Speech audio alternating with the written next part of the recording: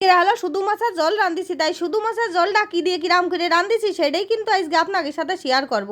শুধু মাছ করছি কি জন্য, এর মধ্যে তরি তরকারি দিইনি তো, তাইতে আর কি। নমস্কার সবাই, কিরাম আছেন? আশা করি সবাই ভালো আছেন।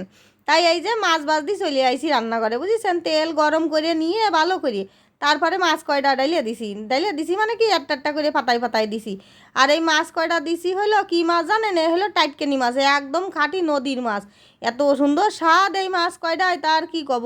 মাছে একটু কাটা আছে, কিন্তু বাটা মাছের চাইতেও কিন্তু কাটা কম আছে। বাটা মাছের মতন দেখতে, কিন্তু আসলে কিন্তু এটা বাটা মাছ না। এটা যারা হলো নদীর মাছ বেশি খায় তারা কিন্তু চেনবেনে যে এটা কী মাছ। ওই যে কলাম না টাটকেনি মাছ।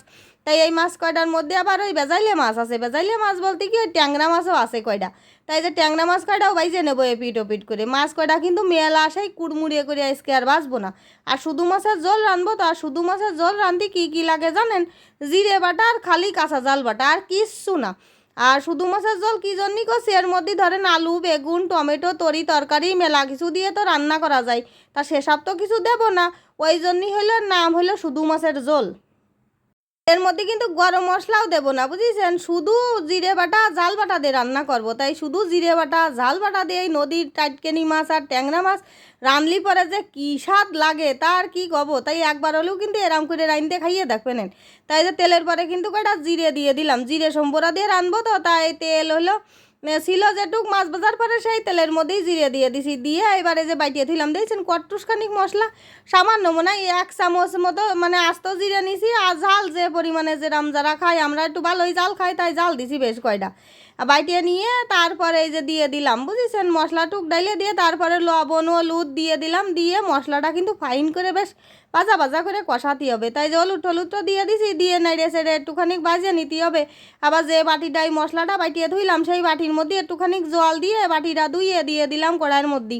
কারণ ওতেও তো মেলাখানি মশলা লেগে রয়েছে, বুঝেছেন। তা ওটুক আর ফেলিয়ে দেবো কেন, ওই জন্যই বাটিটা ধুইয়েও দিয়ে দিলাম। তাই যে মশলাটা কিন্তু ফাইন কায়দার ভাজা ভাজা হয়ে গেছে। এইবার যে মাছ কটা বাইজে ধুইলাম না, সেই মাছ ভাজা কটা এর মধ্যেই দিয়ে দিতে হবে। আর মাছ তো বেশি কষানো যাবে না। কষানো মানে কি, মাছ তো খুব বেশি কুড়মুড়ে করে ভাজিনি, ওই জন্যই বেশি গোটা কাটা করলে মাছ কটা ভেঙে যেতে পারে। তাই যে মাছ কটা কিন্তু ডাইলে দিছি। আর এই মাছ কটা এবার একটু নাইড়ে সাইডে দিতে হবে, কারণ হলো মাছের একটু মশলাপাতি লাগুক। আর খুব বেশি খানিক সময় ধরে কষাবো না, বুঝেছেন। অল্প স্বল্প একটু এপিট ওপিট নাড়াই সাড়াই দিয়ে ওই কোনো রকমে এবার হলো জল ডাইলে দিতে হবে না। আর এতে কিন্তু একটু তেল টেলে পাতলা জল করতে হয়, একদম যে শুকনো শুকনো খাতি হয় তা না। শুকনো করে খালিও ভালো লাগে, কিন্তু একটু ঝোল ঝোল রাখলি পরে একদম পাতলা জল যারে কয়, বুঝেছেন, ভাত দুইয়ে বেরোবে সেরামের ঝোল। তা হলো সেরামের ঝোলই আমি আজকে রাখবো, কারণ এই মাছের এরকম পাতলা ঝোল জিরে বাটার ঝোল খাতি যে কী স্বাদ লাগে, একবার হলেও কিন্তু রাইন্দে খাইয়ে দেখতে পারেন। তা যাই হোক, এই যে তরকারিটা কিন্তু ফুটে উঠেছে টক বগাইয়ে, দেখছেন কিরাম। আর অল্প একটুখানি জল কমাবো, বুঝেছেন। বেশি জল কমাবো না, বেশি জল কমালি তো সেই শুকনো শুকনো মাছের জল হয়ে যাবে না। তা আমি তো আর শুকনো শুকনো জল করবো না, আমি সেই একদম তেল তেলে পাতলা ঝোল করবো আর কি।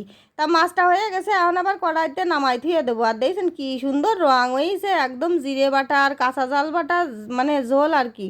আর এর মধ্যে শুকনো জাল বাটা দিলি বলে একটু লাল লাল রঙ হইতো। তা শুকনো জালের চাইতো না কাঁচা জালের স্বাদ বেশি। তা সবাই কম বেশি জানে যে কাঁচা জালের স্বাদ বেশি। আর দেশি নদীর মাছ জিরে বাটা আর জাল বাটা দিয়ে রাঁধতেছি, এর যে সুন্দর গন্ধ বেরোইছে, মনে আছে এখনই গরম ভাতের সাথে এই জল নিয়ে আর মাছ নিয়ে বসে যায় খাতি।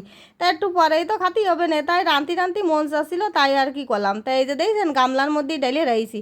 আর এই যে তরকারি ডাইলে রাখার পরে খানিকক্ষণ পরে কিন্তু ফাইন সুন্দর রং আসে, সাথে সাথে চাই তো একটুখানি সময় রাখিয়ে দিলি বেশি সুন্দর রং আসে। তাই যে মাছ কটা দিয়েছেন কি সুন্দর সাল্লো সাল্লো রয়েছে, ভাঙিনি কিন্তু। আর এই যে ঝোলও কিন্তু সেই তেল টেলে ঝোল রাখিছে। আর ট্যাংরা মাছ আর মানে প্রত্যেকটা মাছে না ডিম ভর্তি।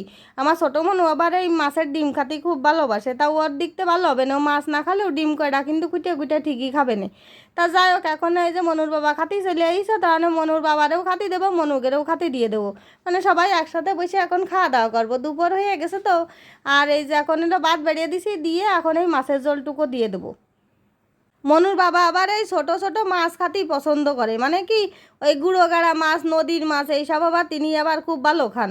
তা যাই হোক, সেই জন্য এই জুড়ো যারা মাছ খুব কেনে নদীর মাছকে মানে পালি পরে, আর তার মিস যায় না কিনা তার লাগবেই। তা এখন এই যে মাছ দিয়ে দিছি, এই মাছের সাথে এখন মাথা পড়ে গেছে, মানে ট্যাংরা মাছের এখন মাথা মনে ভেঙে গেছে, তাই যে পাতেকার পড়ে গেছে। তা যাই হোক, এই যে দেখেছেন মাছ বেশি গোটা কাটা করিনি, তারপরেও মাছ দেখেন একটুখানি ভেঙে গেছে। যাই হোক, ভেঙে গেলে আর করার কিছু নেই।